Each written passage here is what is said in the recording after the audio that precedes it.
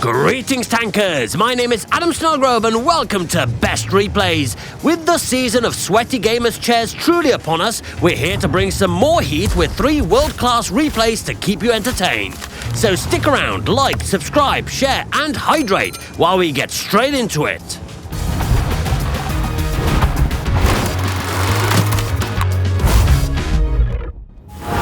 Our showcase begins with the weakest of tanks, the E50 M in the hands of HX.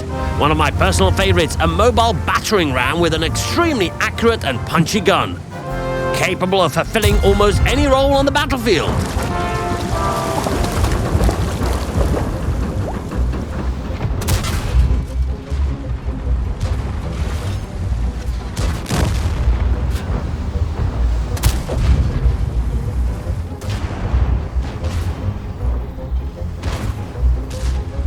Aha, that's smart. HX is making sure to rotate after every engagement, outmaneuvering any purple tanks in sight.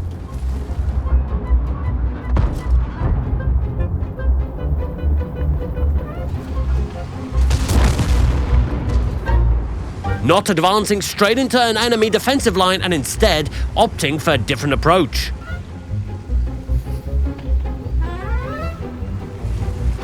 Oh! What is the 907 doing here? Not that it matters, since it poses very little threat to a hull-down E50 M with backup.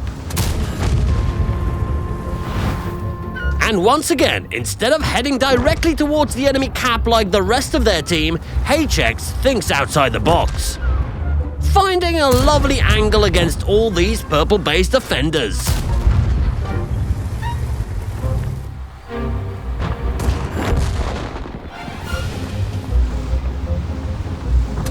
Oh, that's a sign for us to back off.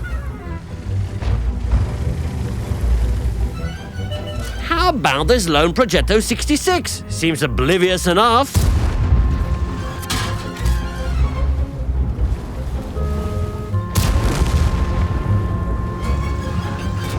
There we go. Lovely! A triple kill to turn the game around and secure the entire town for the green team.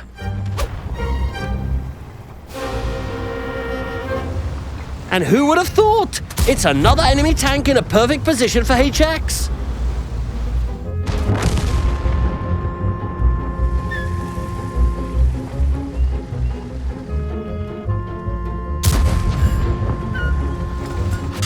Oh, that SDRV must have relocated.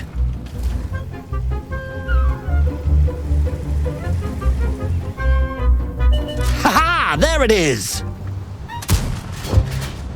And while allies struggle to pen a single shot, HX claims all the HP on this SDRV to end the game in a victory. GG. What a brilliant tactical game we had the pleasure of watching. Instead of risky YOLOs and RNG, HX relied on tactics and map knowledge to always be one step ahead of the enemies. Scoring a top gun, dealing 10,503 damage and netting 1,674 base experience, impressive numbers for a tier 10 tank.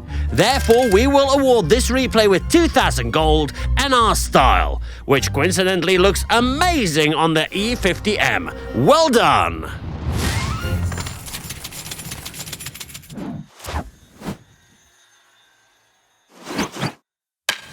In second place, we've got the Lancen C of Captain Snowhell, facing a not-so-ideal matchmaking for this tank.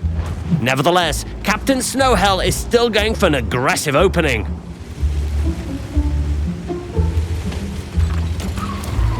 Whoa, is this really the play?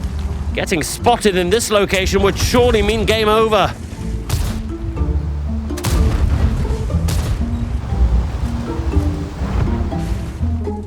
Huh? What Captain Snowhell is doing in this situation is reversing just enough to make this bushline transparent, spotting the enemies, and then backing off exactly 15 meters away, making sure the bush is not transparent, while shooting without being seen. This tactic is incredibly risky, as Captain Snowhell has no solid cover whatsoever. If he gets spotted, it's most certainly a trip to the garage. It takes utmost confidence in knowing the spotting mechanics, as well as one heck of a camo crew to pull off something like this.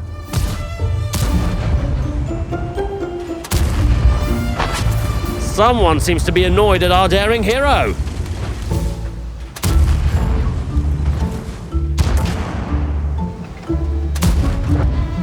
Simply incredible! Captain Snowhell has dealt 6,716 damage, mostly against Tier 9 tanks, without ever being seen.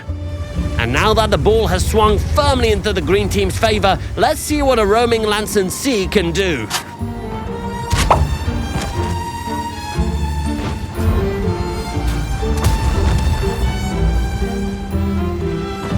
Ah, we're not invincible just yet. But no matter how hard the purple team tries, by losing map control early, all their efforts seem in vain.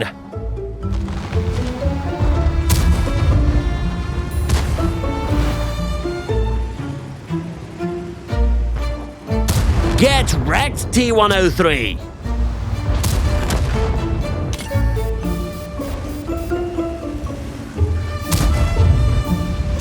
Ah, just shy on securing the final kill of the game. GG. We don't often get games with the early game being so decisive that the ending turns into a mop-up operation. However, by dealing over 6,000 damage by the 5-minute mark, Captain Snowhell had already sealed the fate of the enemy team. In the end, the post-game stats will show us 8,408 damage dealt, with 4 kills and a whopping 2,475 base experience. So if you have one of those friends calling invisible hacks every game, maybe show them this video. In any case, Captain Snowhell shall receive 2,500 gold and an even stealthier best replay style. Well done!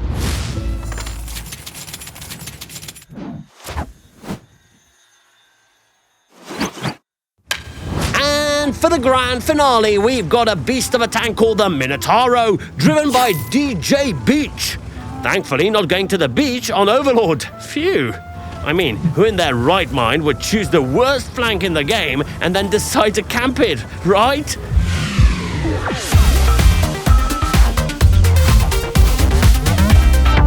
Never mind. How about we just cover some of the action instead?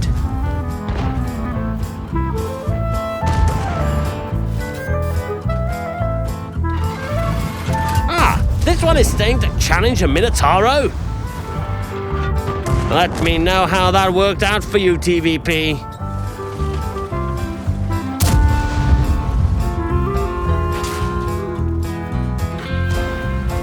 And while the battle hasn't been going too bad for DJ Beach so far, it's a far cry from the crucial amount of damage we saw early on in the previous game.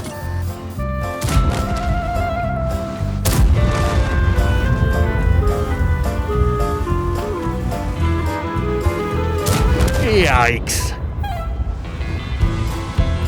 Ah, so that's how it's gonna be.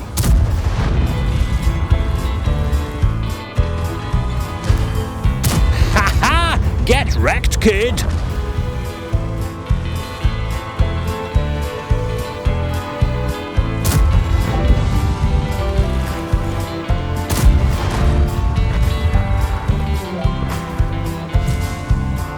Lovely! That would be a Top Gun! This game is really kicking off now!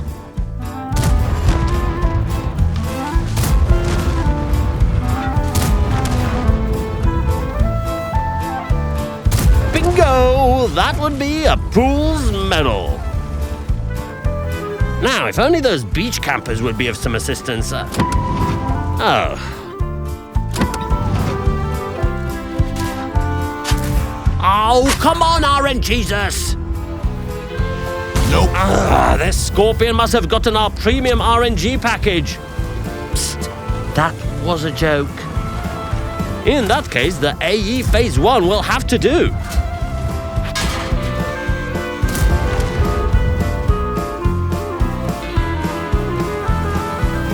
Uh-oh.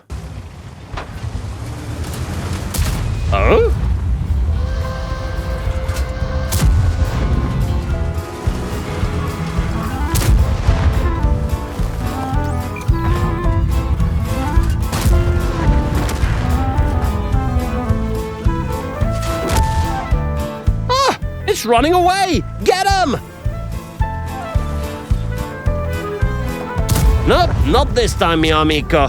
GG! What a game by DJ Beach. It started off slow and then ramped up to a tense finale, scoring what I'll call a Pools Medal Plus, a 12-kill effort while dealing 9,758 damage and ending up with 1,806 base experience. If you just look at the damage dealt by the next closest ally, you can easily tell this was a giga carry by DJ Beach. One which we will award with 3,000 gold, a best replay style, and the rare honor of being the best replay of this week. Congratulations! And with that, our time together must come to an end, dear tankers. I sincerely hope you enjoyed our selection this week and that it encouraged you to send in more of your own games, despite these hellish temperatures. On that note, how are you coping with this summer heat? Give me your favorite tips down in the comments, and I might have something special for the most creative.